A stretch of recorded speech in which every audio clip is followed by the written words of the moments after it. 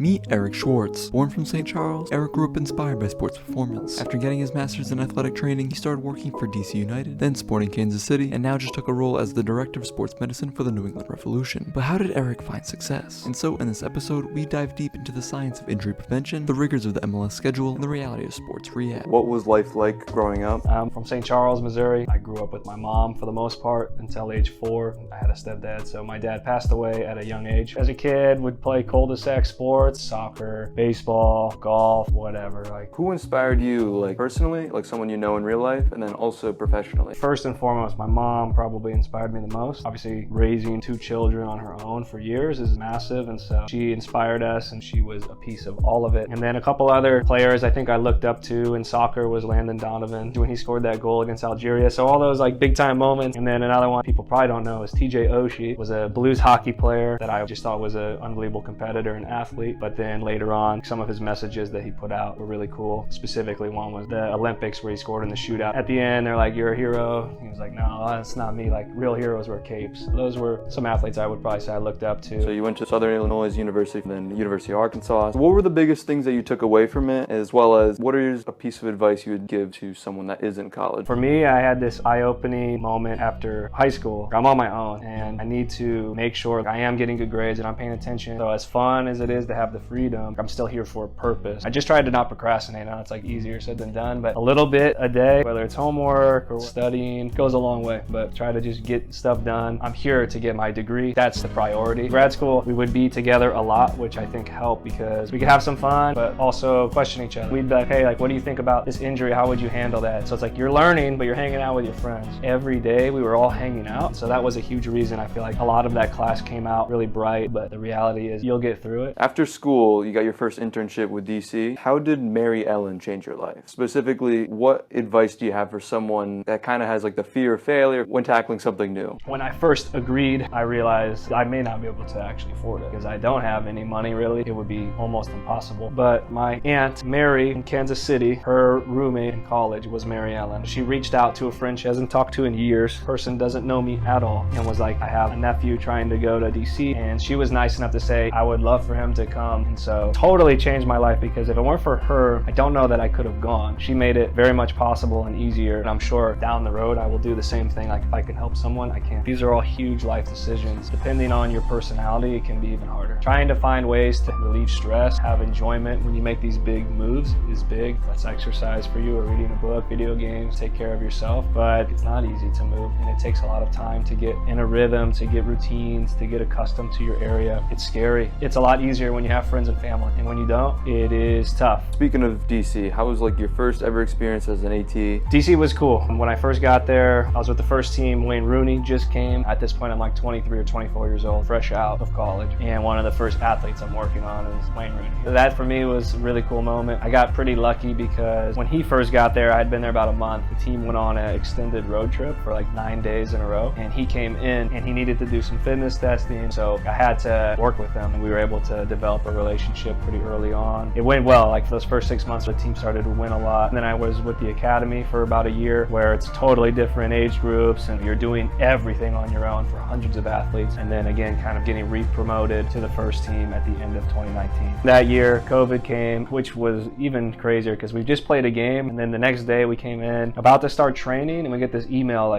we need to shut it down, and we didn't come back to the facility for months. That was an interesting time, but it was cool in a way that we had to change the way we were doing programming for guys. We did this huge spreadsheet. One of our strength conditioning guys took the lead on that, and then we all started to kind of come together and try to create these runs, the metrics for each run. How can we still get total distance or high-speed running or sprint distance or change of direction through these drills? But we had that tournament in the bubble. Definitely a different type of year. Changed the way we were doing individualized training, changed the cleanliness, how much you're washing your hands, how often you're washing tables. I think everyone takes an extra step now with those things. Now moving to Sporting KC. How was that move, that transition, and then why Sporting? When the Sporting Kansas City opportunity popped open, I was like, man, that's really close to home for me. Sporting has this great reputation, really amazing facilities. By the time I was leaving, I feel I was pretty close with everyone there. When you have a good staff and people that you care about, that you work well with, every day is pretty much a good memory. But as far as any crazy story, I guess the best was last year. We started the year pretty rough, made this unbelievable push to get into the playoffs at the end of the year. Then we won the play-in game in PKs, and we played St. Louis, who beat us throughout the year, and all their fans were talking smack. And I'm from St. Louis. All my friends are there, family is there, and beat them 4-1. Sick goals were getting scored. And after the game, it was probably the best I had ever felt in the profession. Like, it was just this relief of like, wow, we came into their place, we beat them. I got to go over and hug my family. They were so fired up. Probably one of the coolest moments, just because it was like my hometown team. You guys had a high performance summit. How was that experience? Joey Hardy, our performance director, basically set it up. I just helped kind of get the word out. I thought it was an amazing event. Everyone that spoke did a really good job, learned a bunch. We did it at the sporting complex. It's hard work to put on, especially during a season. It's difficult. We had over 100 people that ended up attending. So Willy, Agada, the tibia stress fracture. You summarize the story and like the steps you took getting him back. At the end of the day, like, that's what we do with all of our athletes, whether it's this crazy tibia stress fracture or an ACL. We still have the same process and moment. Some are a little bit longer, some are a little bit shorter. With this process, it was tricky. That surgery is something that I never did. I had a great athlete who wanted to get better, and that worked every day. I just executed the plan. It was cool for me to see him get through it and be successful after and score some goals right away. I think most athletic trainers have that same type of mojo and good energy, and as long as we're prepared and the athlete wants to get better, most of the time it's a success story. What is the purpose behind the PSATS podcast? PSATS is our athletic training society. I joined the education committee 2 years ago. No one really knows what PSATS was. We were trying to get educational content out to our members. It's really difficult to do this stuff, but even if 2 people appreciated it, that's better than 0, I guess. So what does a typical day look like as an MLS athletic trainer? Does it depend on the schedule, home versus away, training days, game days? Typical training day, morning meeting, get the staff all on board, work with guys that are gonna train. So some treatments in the morning, usually some type of breakfast or quick break, or maybe another meeting with the coaches, another round of treatments, again, for guys that are going to go play. And then you have like taping, wrapping, prep, activation, anything like that. Once the guys are about to head out to the field, we bring in some of the long-term rehab guys and start to work with them, whether it's more treatment, some of their rehab in the gym, maybe it's on-field rehab. It just depends who's been working with who or what the flow of the structure is. Always have an athletic trainer outside watching training, and then usually 1 or 2 inside working with the guys that are trying to get back onto the field. Usually you'll debrief with your team, make sure everyone's on the same page. What do the players need? How do we get into the next day? Medical notes, emails, texts, and then prep everything for the next day. That's like the normal day in the life, I would say. How do you personally balance work life, social life? It could be a pretty hectic schedule, maybe not consistent every single week. It's not easy. You definitely miss out on a lot of things, especially game day. You're working on the weekends. You're typically working, I call it like 6.1 days a week. Some days you're working 7 days a week. Kind of depends, but I'm a firm believer of if things are running smooth, once your work is done, like, go home when you can. Some days that's earlier, some days it's still late. But when your work is done, if you're giving everything you can at work, don't feel like you have to stay longer, because we don't get weekends a lot and we don't get a lot of off days. It's tough, but the big thing I think is like trying to not take work home if I don't have to, and just giving everything I have while I'm here, like not wasting a second, not texting, not making calls, not looking at my phone, just work, complete the task. When you're done, go home, decompress. As a clinician, how do you build trust with athletes? One mistake can lead to maybe a re-injury or a decision the athlete doesn't want to hear. I think at the end of the day, you try to be personable, honest, and you're always trying to do your best. And if you're prepared, they will see that. I think that's really just how you start building those building blocks. Maybe you don't think they do, but I think trying to get to know the person, not just as a player, and then just trying to help them. If you were to compare short-term versus long-term rehab, is your approach more aggressive towards the front versus long-term might be a little bit more patient? I'm always trying to be as aggressive as I can. So I don't want anyone to get hurt again. I want them to still be safe, but proper rehab, even if it's aggressive, is what gets people better and can make some real change. So long-term injuries is tough because sometimes there's protocols. You cannot get a player back before this amount of months with this type of injury. Like, it's a known knowledge, they won't be cleared. It's just not safe. Sometimes with the long-term injuries, if you lose a day here or there, it's not the end of the world because you have a lot of days. Where like if you lose a couple days in a 3-week injury, those 2 days could be playing a game, not playing a game. The longer-term rehab takes a little more planning. The short-term ones are a lot more stressful because you want to check all the boxes and make sure that they're not going to be right back on your list of short-term injury. What are the 3 skills every athletic trainer needs to have? I think the first one, they need to have some type of feel. And I mean that, like, you have to be able to read the room, read the player, read the coach. Like, when should I talk? How should I talk to them? What should I say? When can I be goofy? When do I need to be very serious? Because it's very easy, if you don't have feel, people will write you off because they're Like, this guy's laughing when we're trying to have a serious drill. He's over here talking to somebody, or he's on his phone. Like, having some feel within the environment is massive. I would say probably a good work ethic, because this is not an easy job. You cannot be lazy and survive. Like, you will miss things if you're not prepared, ready to go. So you have to be hardworking. And then the last thing, you have to have a good amount of intelligence. There is a lot of domains within athletic training. You have to know rehab. You have to know different treatments. You have to be skillful with your hands. Sometimes we get a bad rep, but athletic trainers are pretty smart, and they're some of the hardest working people. And the sucky thing is, like, our profession is not viewed as that. And also a lot of people are underpaid, and it's kind of unfortunate because we're out here saving kids' lives sometimes. We're keeping people's careers alive at every level, not just professional football, but at the collegiate level, at the high school level, at the industrial level. Hopefully we start to get appreciated, valued, and hopefully compensated appropriately. And then also, like, their work-life balance, because they put in tons of hours and time, miss out on a lot of life events for what they do because they love it so much. If you can only pick 3 modalities or tools to injury prevention, what would they be? Dry needling, manual therapy, so whether that's a release technique, a massage technique, a joint mobilization, and then let me go like an Alter G. If you're bringing a surgical patient back, you can deload them a bit, but still like get something out of it. So those are the big ones. How's like the role been with the New England Revs? Obviously, big move. That always comes with its challenges. It's been enjoyable for the first time. I guess being able to starting to implement how I would like to do it has been cool. We have a very young, very new staff, so it will be cool, I think, as we build our relationship and start to build the department, that one day we get to look back and hopefully be really proud of what we've done. And what is your one last message for someone that wants to work in pro sports or just as an athletic trainer? I think for pro sports, one, believe in yourself. If there's an opportunity, even if it's going to be hard for you, I always say go for it and find a way. Like, bet on yourself. Take on opportunities, because a lot of people that don't love being an athletic trainer get burnt out easy. So my advice would be make sure it's like for sure what you want to do. For me, I've always loved it. I love that I show up to work every day with the goal of winning a championship. And I think also winning is like keeping people healthy, helping people play sports or pursue excellence in their career. A massive thanks to Eric, as I wish you the best in your AT career. And please drop a like on the video, because if it wasn't for him, this video wouldn't be possible. But if you want to see more, check this interview out.